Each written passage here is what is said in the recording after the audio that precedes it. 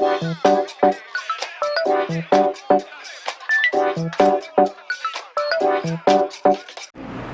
वालेकुम guys, welcome back to my channel that is study with Sabeen. और जैसे कि लास्ट क्लास में हमने जो है वो लॉ ऑफ केमिकल कॉम्बिनेशन के 2 लॉज डिस्क्राइब किए थे और बाकी के 2 रिमेनिंग थे।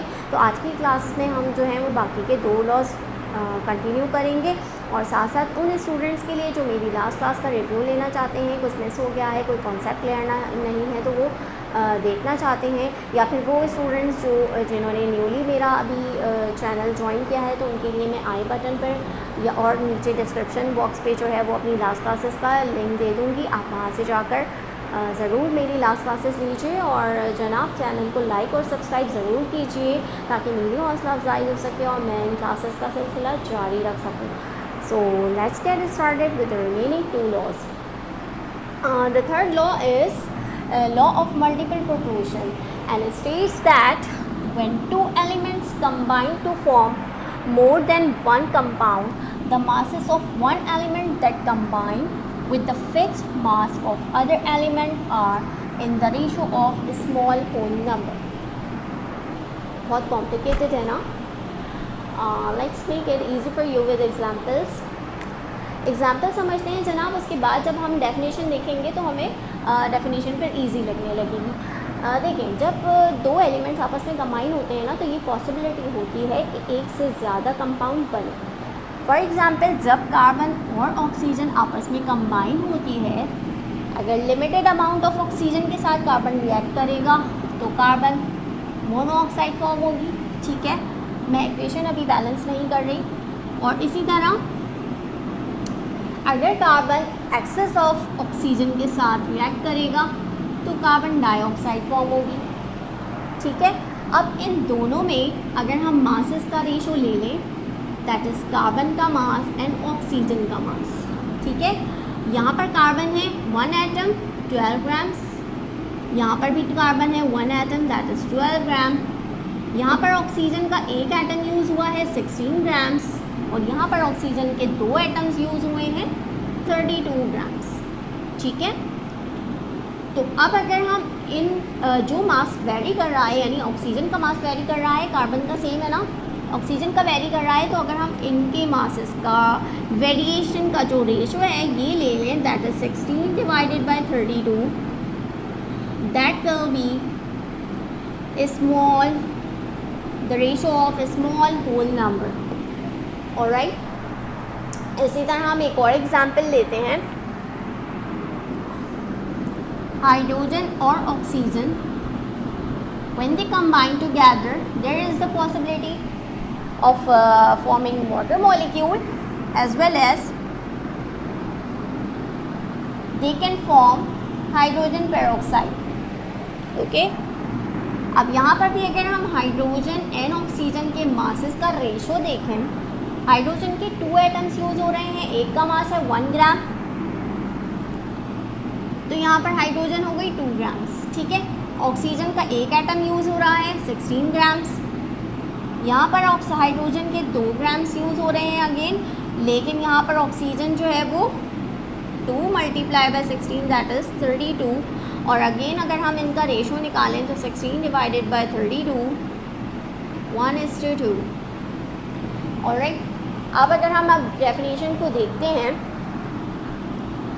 when 2 elements combine to form more than one compound, okay, 2 elements combine together to form more than one compound, carbon dioxide, carbon monoxide भी बन रही है, कार्बन डाइऑक्साइड भी बन रही है, the masses of one element that combine with the fixed mass of other element, the masses of that element, यानी कि masses of that element that combine with the fixed mass of other element. ठीक है, एक का mass fix है, fixed mass of other element will be in the ratio of small whole number. ठीक है, यानी कि जिसका मास वेरी कर रहा है उसका मास, उसकी मास की जो वेरिएशन होगी that will be in the ratio of simple whole number. और स्टूडेंट्स, इसकी जो इम्पोर्टेंस है वो ये है कि जब जो है कभी 2 एलिमेंट्स आपस में कंबाइन होते हैं तो उनका जो रेशो है that will be in the whole numbers. ठीक है, डेसिमल या फिर पॉइंट्स में नहीं होगा कभी भी। और मज़ीद इसको हम क्लियर करते हैं एक और एग्ज़ाम्पल के साथ, जो कि बहुत ही अच्छी एग्ज़ाम्पल है। जब नाइट्रोजन और ऑक्सीजन, नाइट्रोजन एंड ऑक्सीजन, ठीक है, they are the two elements, और जब ये आपस में मिलते हैं, when they combine together, there is the possibility of forming different 5 compounds. 5 तरह के कंपाउंड्स बन सकते हैं नाइट्रोजन और ऑक्सीजन के मिलने से, ठीक है, जिनमें एक है N2O, that is nitrous oxide, और आई एम सो सॉरी, थोड़ी सी जगह में ज़रा कम यूज़ करूँ। N2O यानी कि nitrous oxide, NO nitric oxide, N2O3 nitrogen dioxide, sorry nitrogen trioxide, N2O4 and N2O5 nitrous oxide, nitric oxide, nitrogen trioxide, nitrogen tetroxide, nitrogen pentoxide. Okay, अब अगर हम देखते हैं बारी बारी इन तमाम कंपाउंड्स में नाइट्रोजन एंड ऑक्सीजन के मासेस का रेशो, नाइट्रोजन का एक atom that is equals to 14 grams. Okay, यहाँ पर 2 एटम्स यूज़ हो रहे हैं नाइट्रस ऑक्साइड में, तो 14 एंड 14 यानी कि 28 ग्राम्स। ऑक्सीजन यहाँ पर एक एटम यूज़ हो रहा है 16 ग्राम्स। यहाँ पर अगर देखें दोनों के एक एक एटम यूज़ हो रहे हैं, यानी कि नाइट्रोजन हो गई 14, ऑक्सीजन 16 अगेन, और यहाँ पर नाइट्रोजन के 2 एटम यूज़ हो रहे हैं 28 और 3 मल्टीप्लाइड बाई 16 दैट इज़ 48, ठीक है, अगेन 28, और ये हो गए 4 मल्टीप्लाइड 16 64, और ये हो गए 28, नाइट्रोजन अगेन 2 एटम्स हैं, और ये हो गया 5 इंटू 16 दैट इज़ 80। ओके, अब अगर क्योंकि अकॉर्डिंग टू द डेफिनेशन किसी एक का मास फिक्स होना चाहिए, किसी एक का मास फिक्स होना चाहिए, तो यहाँ पर हम नाइट्रोजन का मास फिक्स कर रहे हैं, ठीक है। तो नाइट्रोजन का मास फिक्स करने के लिए मैं यहाँ पर नाइट्रोजन जहाँ जहाँ भी 28 ग्राम्स हैं स्टूडेंट, सबको मैं 14 बनाऊँगी, तो जहाँ पर भी 28 ग्राम्स हैं उसको मैं 2 से डिवाइड करूँगी, और इक्वेशन को बैलेंस करने के लिए जहाँ जहाँ मुझे नाइट्रोजन को 2 से डिवाइड करना होगा वहाँ वहाँ मुझे ऑक्सीजन को भी 2 से डिवाइड करना पड़ेगा, ठीक है। तो फिर अगेन हम देखें अगर नाइट्रोजन एंड ऑक्सीजन का मासेस का रेशो, तो यहाँ पर जो है वो मैं इसको 2 से डिवाइड करूँगी 14, तो ये भी हो जाएगा 8, 14 8। ओके, यहाँ पर डिवाइड करने की ज़रूरत नहीं है क्योंकि मास ऑलरेडी 14 है और मुझे 14 ही बनाना है, तो इसको भी चेंज करने की ज़रूरत नहीं पड़ेगी, ठीक है। यहाँ पर मुझे 2 से डिवाइड करने की ज़रूरत पड़ेगी, तो 14, और 48 को जब डिवाइड करूँगी तो 24, ठीक है। ज़रा जब मैं यहाँ पर डिवाइड करूँगी 14, ये हो गया 32, ये हो गया 14 2 से डिवाइड करके, और ये हो गया 40, ठीक है। अब अगर हम फिर से डेफिनेशन की तरफ देखें, the masses of the element that combines with the fixed mass of other element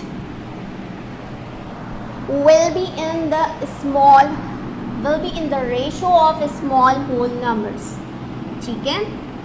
यानी कि 8:16 8:24:32:40, और अगर हम इन सब को डिवाइड करें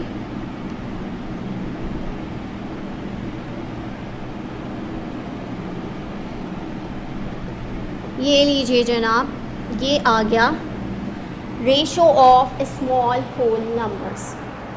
आई hope you got it that what is multiple proportion. Now I am moving to the last and final law, that is law of reciprocal proportion, and it states that when two different elements separately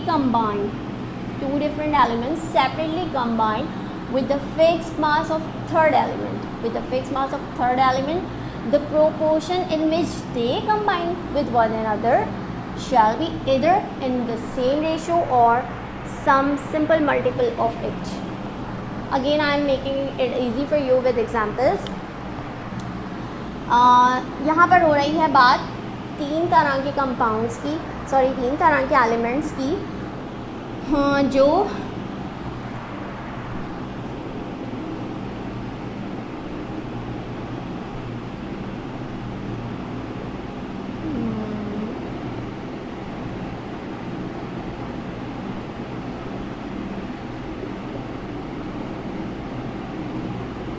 ठीक है।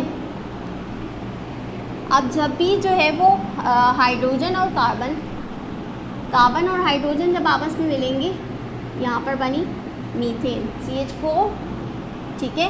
Carbon और oxygen आपस में मिलकर बनाएंगे carbon dioxide, और hydrogen and oxygen जब आपस में मिलेंगे तो बनेगा वाटर मॉलिक्यूल।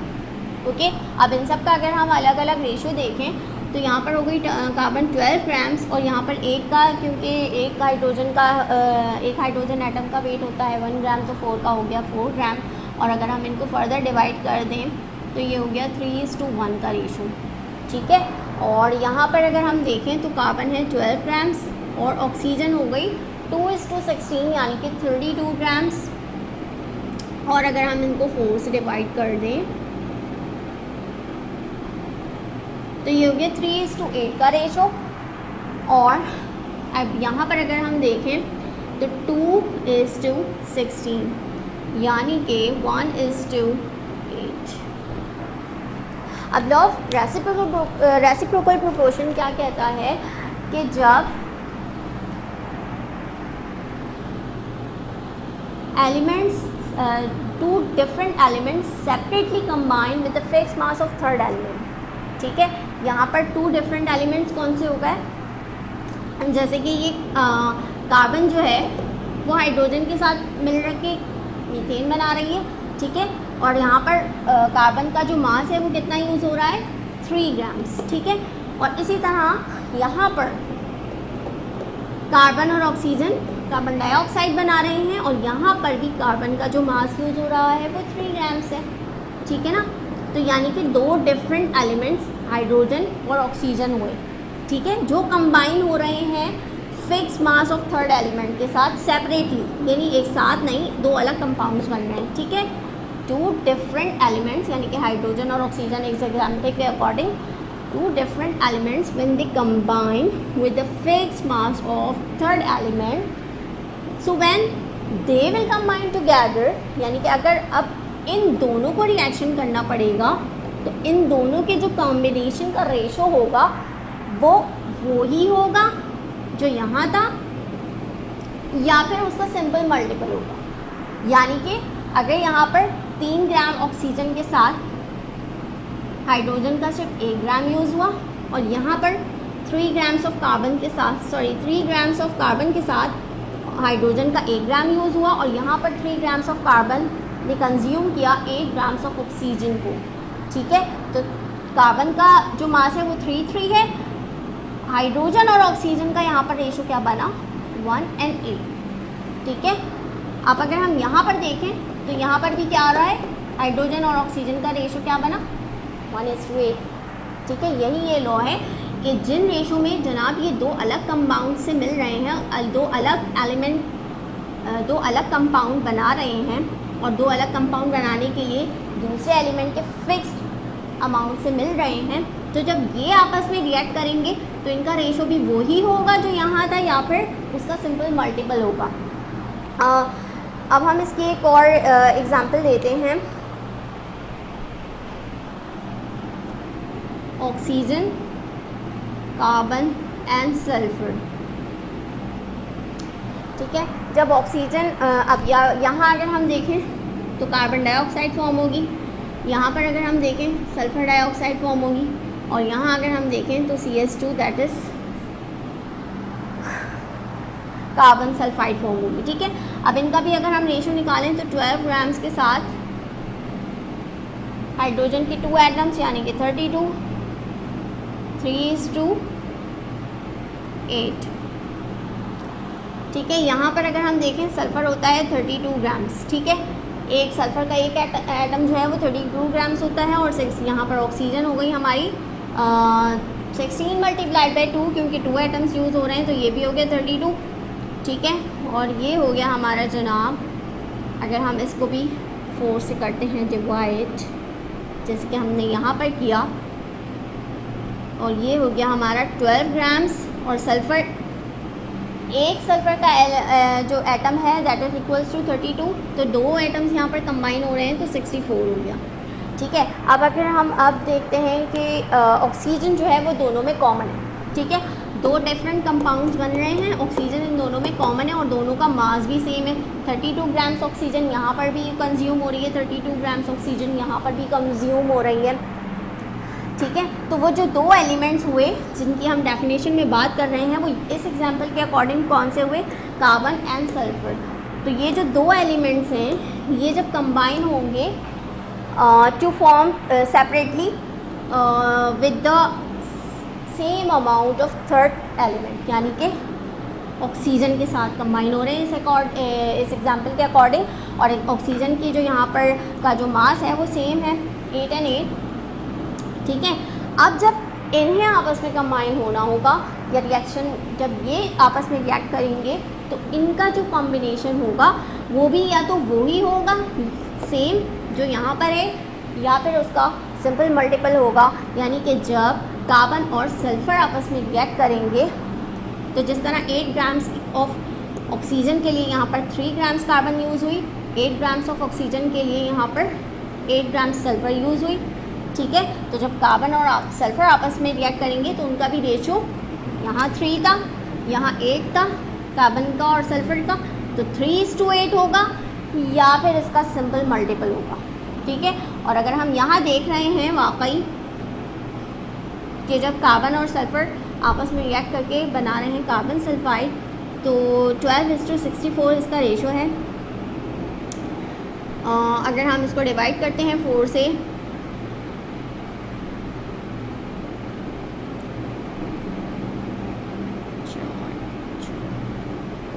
सही, 3:8 इसका रेशो, 16 इसका रेशो बना।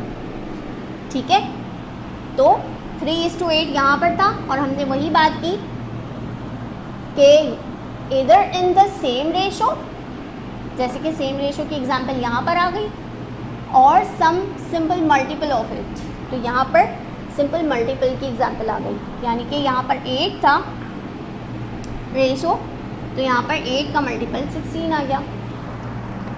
ठीक है, अगेन आप इस डेफिनेशन को देख लीजिए। When 2 different elements separately combine with a fixed mass of third element, the proportion in which they combine with one another shall be either in the same ratio or some simple multiple of it। यानी कि जब 2 element, ठीक है, ये 2 element third element के same amount से, किसी भी थर्ड एलिमेंट के सेम अमाउंट से कंबाइन होंगे, ठीक है, तो वो जिस रेशो में कंबाइन होंगे, जब उन्हें आपस में रिएक्ट करना पड़ेगा तो उनका भी रेशो वही होगा जो यहाँ था, या फिर उसका सिंपल मल्टीपल होगा। ठीक है, यानी कि